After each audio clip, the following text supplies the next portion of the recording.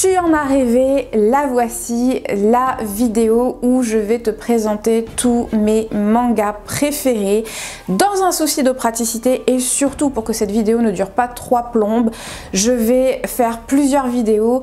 Dans cette vidéo, je m'attarderai uniquement sur les seinen et dans la prochaine vidéo qui sortira donc la semaine prochaine, je vais parler des shonen et des shoujo. Du coup, n'hésite pas à t'abonner si c'est pas encore fait pour ne pas la louper. Si tu es un total newbie et que tu ne sais pas ce que sont les seinen, il s'agit tout simplement de mangas à destination d'un public adulte, alors que les shonen sont la destination d'un public beaucoup plus jeune, masculin, et les shoujo sont l'équivalent des shonen mais pour un public féminin. Trêve de bavardage, entrons directement dans le vif du sujet. Tous les seinen que je vais te présenter dans cette section, dans cette vidéo, font partie de mes favoris.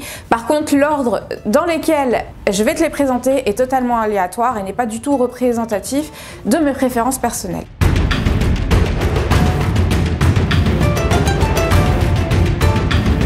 Premier manga de cette vidéo et non des moindres, il fait clairement partie de mon top 3 et j'en ai déjà d'ailleurs parlé à maintes reprises sur ma chaîne.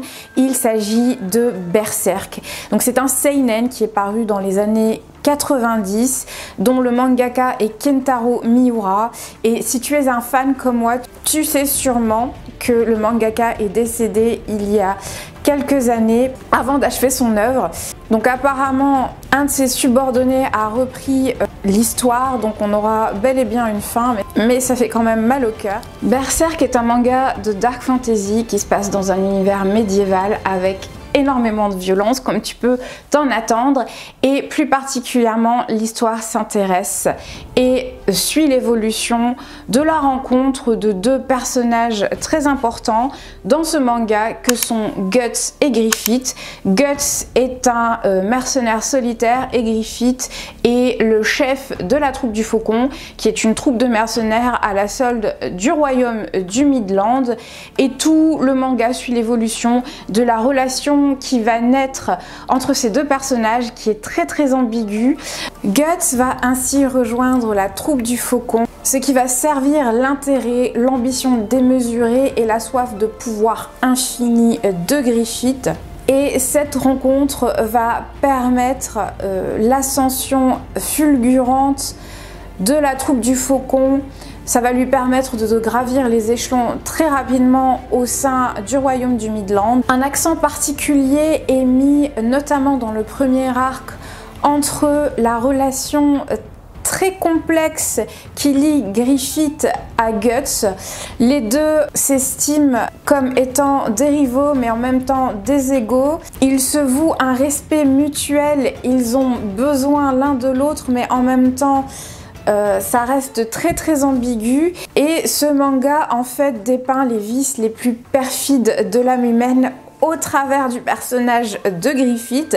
Sans spoiler, Griffith est quelqu'un de très ambitieux et il est prêt à tout pour atteindre ses objectifs, et du coup ça en fait un manga pour public averti, parce que comme je l'ai dit, les vices les plus perfides de l'âme humaine sont dépeints au travers du personnage de Griffith, mais pas que. Donc on y retrouve inceste, viol, infanticide, meurtre et toute autre monstruosité, et ça reste des scènes très explicite dans le manga, même si j'ai oublié de le dire, le manga a été adapté en version animée dont la première saison est sortie dans les années 90. Cette version a été plus ou moins censurée.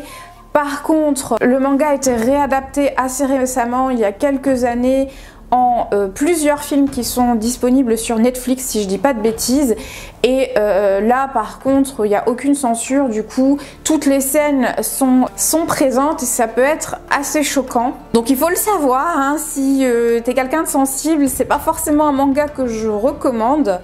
Moi personnellement certaines scènes m'ont pas mal choquée. Les personnages sont excessivement bien développés, on a tout leur background, ce qui permet de s'attacher plus ou moins à certains personnages. Et autre point que je voulais mentionner, donc comme je vous l'ai dit, moi personnellement j'ai regardé la version des années 90 que j'ai adoré parce que l'animation est top. Bon, alors c'est une animation des années 90, faut aimer. Mais la bande son est juste exceptionnelle. Elle a été réalisée par le compositeur japonais Susumu Hirasawa qui est très connu. La bande son est simplement sublime. J'ai beaucoup moins aimé les films récents parce que je trouve l'animation pas top. Il y a pas mal d'effets 3D assez cartonnés. Je trouve que ça gâche beaucoup l'histoire originale. Sans parler du fait que on a 2 films qui reprennent l'entièreté de la saison 1. Du coup, ça zappe énormément de détails et je trouve qu'on perd en teneur, on perd en détails et ça gâche un peu l'histoire. Donc moi personnellement, je recommanderais de commencer par la saison initiale qui est sortie dans les années 90 et ensuite de regarder les films qui sont présents sur Netflix, mais ça reste mon conseil propre. Je sais que dans mon entourage, beaucoup ont apprécié les films Netflix, mais ça n'est pas mon cas. Je voudrais faire aussi une mention spéciale au manga originel parce que les dessins sont excessivement bien réalisés. Chaque planche est une œuvre d'art à elle seule. Si vous voyez le niveau de détail des dessins, c'est juste incroyable. Pour avoir lu beaucoup de mangas, Berserk est l'un des plus beaux visuellement parlant. Ça s'explique par le fait que le mangaka est hyper minutieux, hyper détaillé et il prenait le temps pour sortir et dessiner les chapitres, ce qui générait beaucoup de frustration auprès des lecteurs, ce qui peut se comprendre parce que les chapitres sortaient de façon très épisodique, une fois tous les 36 du mois, mais franchement ça en valait tellement la peine et j'espère que le mangaka qui a repris la suite de Kentaro Miura saura respecter ce niveau de détail, ce niveau de précision parce que vraiment la lecture des mangas était d'un plaisir inégalé. Je crois que c'est le manga qui m'a procuré le plus de plaisir à la lecture et c'est peu dire parce que j'en ai lu pas mal.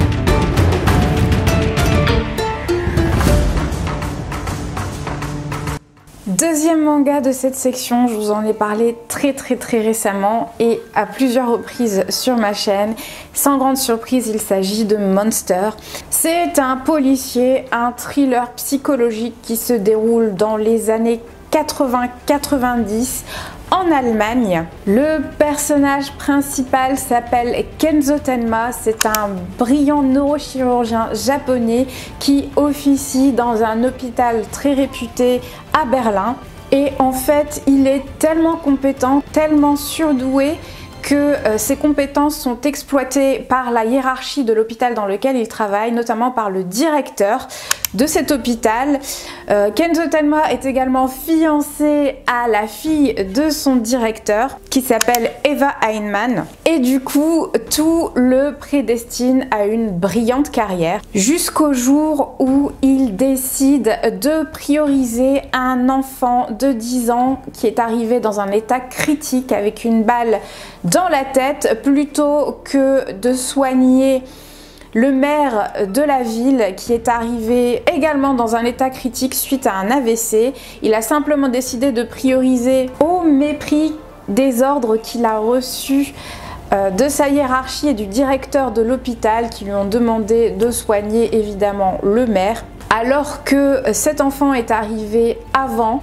Et du coup, le maire, bien évidemment, décède et l'enfant survit. Suite à cela, Kenzo Tenma est rétrogradé car il a enfreint les directives que lui avait données sa hiérarchie. Et peu de temps après cela, le directeur de l'hôpital ainsi que ses subordonnés décèdent dans des conditions très mystérieuses. 10 ans plus tard, après les faits que je viens de vous énoncer, Kenzo Tenma a été promu en tant que chef de service et il découvre l'identité véritable des meurtriers, du directeur et de la hiérarchie. Alors, disclaimer, j'omets volontairement de ne pas vous donner l'identité du meurtrier pour ne pas spoil le manga, mais sachez que si vous lisez le synopsis, les synopsis lambda que vous trouverez sur le net, vous aurez l'identité de ce meurtrier. Et je trouve que c'est un spoil mais tellement gros qui casse beaucoup l'intrigue que je vous conseille de ne pas lire les synopsis que vous trouverez sur le net et de regarder tout simplement le manga et de voir si ça vous intéresse ou pas. Donc j'en reviens au synopsis. Kenzo Tenma découvre l'identité véritable de ce meurtrier et il décide de se mettre à sa poursuite pour le retrouver. Et évidemment la police le soupçonne de ces meurtres car il a été promu au poste de chef de service, donc ces décès quelque part lui rendaient service. Et du coup il est poursuivi par un inspecteur à la personnalité très rigide, à la limite de l'obsession, qui le suspecte très fortement de ces meurtres. Cet inspecteur s'appelle Runge et c'est un personnage très important dans l'histoire. Et ce que j'aime avant tout dans ce manga, c'est que les personnages sont excessivement bien développés. Comme je vous l'ai dit plus tôt, c'est un thriller psychologique, donc on a le background détaillé de tous les personnages principaux et c'est un pur plaisir à regarder. Alors je tiens quand même à préciser qu'on est sur un seinen de type thriller psychologique, de type policier. On est loin de l'action que vous pourrez trouver dans un Berserk ou dans un SNK. Donc l'action n'est pas forcément présente à tout l'épisode, cependant chaque épisode permet de faire avancer l'intrigue et nous donne des détails importants sur la psychologie des différents personnages. Et personnellement, moi je trouve ce manga très prenant, mais je sais que pour pas mal ça peut manquer d'action, mais encore une fois on n'est pas sur cette typologie de manga, on n'est pas sur un shonen, on est vraiment sur un seinen très psychologique.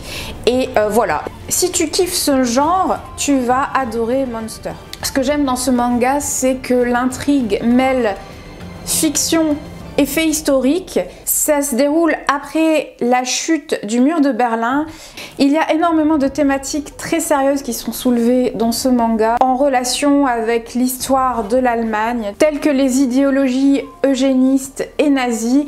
Et c'est ça que j'aime dans ce manga, c'est que c'est très sérieux. La façon dont c'est raconté, dont c'est amené, c'est très prenant et c'est un bonheur pour toutes les personnes qui kiffent les thrillers et les policiers. Autre détail qu'il est très important de noter, c'est que le manga a été adapté en animé qui est sorti au début des années 2000, qui contient 74 épisodes avec une fin, sauf que la fin de l'animé n'est pas conforme à la fin initiale du manga. Donc elle a été un petit peu bâclée. Donc moi je conseillerais de lire le manga d'abord. Chose que je n'ai pas faite, hein. Moi j'ai découvert Monster par l'animé, mais la fin de l'animé est un petit peu perturbante, j'ai eu du mal à la comprendre et du coup je conseille quand même de lire d'abord le manga avant de regarder l'animé pour avoir une version originelle de l'histoire.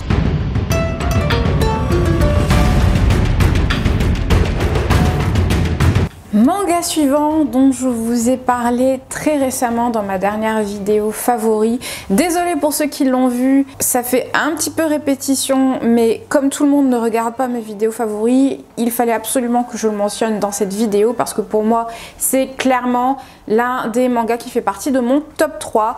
Il s'agit de Claymore. Autant Monster et Berserk, ça reste des classiques que tout le monde connaît. Claymore, c'est un manga dont on a entendu beaucoup moins parler, à tort je trouve, car c'est clairement un seinen culte à mon sens. Sur le net, je l'ai trouvé classé en shonen et en seinen. Personnellement, je trouve que c'est plus un seinen. C'est pour ça que je l'ai mis dans cette vidéo. C'est pour ça que je l'ai mis dans cette vidéo dédiée au seinen. Mais sachez que selon les sources, on peut le trouver classifié en shonen également. Du coup, Claymore, c'est un manga de dark fantasy qui date du début des années 2000 et dont le mangaka est Norihiro Yagi. Ça se passe dans un monde qui est décimé et ravagé par des monstres qu'on appelle des Yoma qui se repaissent des entrailles des êtres humains, et ces derniers font appel à des guerrières au pouvoir surnaturel qu'on appelle les Claymore, qui sont les seuls êtres capables de défendre les êtres humains contre les Yoma. Ces guerrières présentent la particularité de n'être que des femmes, d'avoir les yeux argentés et souvent blondes et en fait ce sont des hybrides mi-Yoma, mi-humaines. Autre point intéressant que j'ai découvert en faisant cette vidéo, c'est que en fait initialement les Claymore, ce sont des grandes épées qui étaient utilisées par les guerriers Highlanders en Écosse et en Irlande. Et en fait, les Claymore dans le manga se caractérisent par leurs grandes épées qu'elles portent au dos. Donc c'est intéressant de connaître qu'il y a une référence à la mythologie gaélique dans ce manga. Et du coup, l'histoire s'attarde plus particulièrement sur Claire, qui est une Claymore qui a été appelée en rescousse dans un village ravagé par des Yoma, dans lequel elle sauve un jeune adolescent qui s'appelle Raki, qui va se lier d'amitié à Claire et qui va devenir son cuisinier.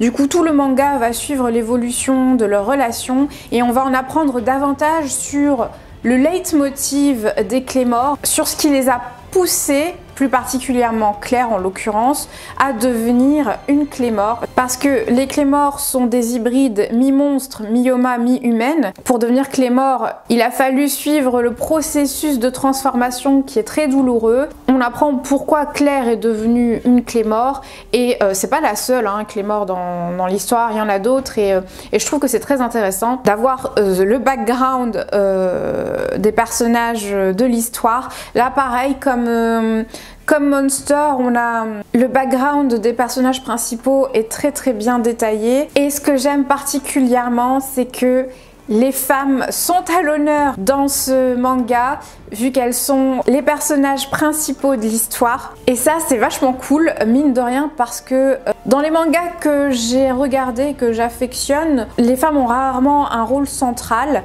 Et ça, c'est top d'avoir un manga où les femmes sont montrées comme étant des guerrières au pouvoir surhumain, qui peuvent sauver des hommes. Donc elles ont littéralement un statut supérieur à la gente masculine. Ça, c'est cool. En général, voilà. Les héroïnes féminines, on les retrouve souvent dans les shoujo, rarement dans les shonen et les seinen, et surtout dans les seinen de qualité comme celui-là. Donc vraiment, pour cette raison, je t'invite également à le regarder. Le manga est disponible sur Netflix, il y a une saison de 26 épisodes et comme je l'ai dit, malheureusement, tout comme Monster, malheureusement si tu veux connaître la fin de l'anime, du manga, il faudra que tu lises les scans ou que tu lises, que tu t'appropries les mangas. Le manga est terminé si je dis pas de bêtises, contrairement à Berserk, donc il y a bien une vraie fin dans les scans. Donc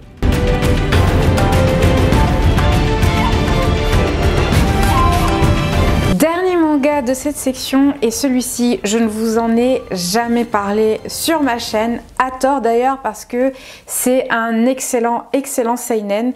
D'ailleurs pour moi c'était un shonen et en faisant mes recherches pour cette vidéo je me suis rendu compte qu'il s'agissait d'un seinen. Tu en as sûrement dû en entendre parler si tu kiffes les mangas comme moi, il s'agit de Vinland Saga. Donc c'est un manga qui est paru en 2005 initialement et le mangaka est Makoto Yukimura. C'est un manga en cours qui n'est pas fini contrairement à Claymore et Monster et ça se passe dans l'univers viking, dans l'univers de la mythologie nordique. Ce manga suit l'histoire de Thorfinn qui est un jeune Islandais dont le père est un éminent et illustre guerrier viking qui a été assassiné par des pirates dont le chef de file s'appelle Askeladd. Et mu par la vengeance, Thorfinn décide de rejoindre cette troupe de pirates avec l'objectif affiché de vouloir tuer Askeladd dans le but de venger son père. Donc c'est un manga que j'ai découvert relativement récemment, l'année dernière. La première saison est sur Netflix. La deuxième saison vient tout juste de sortir, je ne l'ai pas regardée, mais ça fait clairement partie de ma checklist prochaine. mention particulière pour le chara-design et la réalisation effectuée par les studios 8. Si tu ne les connais pas, ce sont eux qui ont réalisé les 3 premières saisons de SNK. Donc les dessins sont très détaillés, très soignés, l'animation est sublime avec des couleurs très vives, c'est un pur bonheur à regarder. Et je tiens à le préciser parce que, comme les autres mangas que j'ai cités dans cette vidéo, Claymore, Monster et Berserk sont des mangas assez anciens, l'animation peut déplaire à certains, mais autant pour Vinland Saga, c'est une œuvre d'art littéralement. 8 Studios fait clairement partie de mes studios d'animation préférés, tellement les mangas qu'ils ont réalisés sont canons. Une chose que j'aime particulièrement dans ce manga, c'est qu'il mêle avec habileté faits historiques et fiction.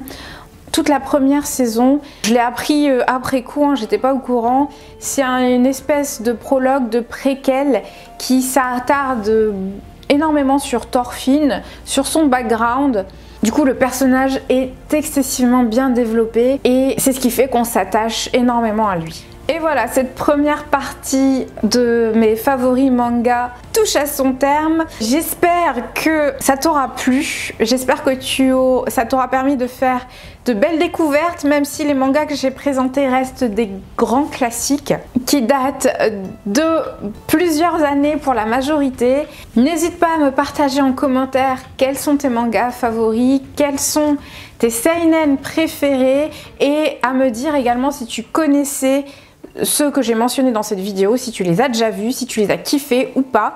N'hésite pas à t'abonner pour ne pas louper le prochain épisode où je parlerai de mes shonen et shoujo préférés. Je te remercie d'avoir passé ce petit moment avec moi. Je te souhaite une très belle journée, très bon week-end, très belle soirée, où que tu sois quand tu regardes cette vidéo.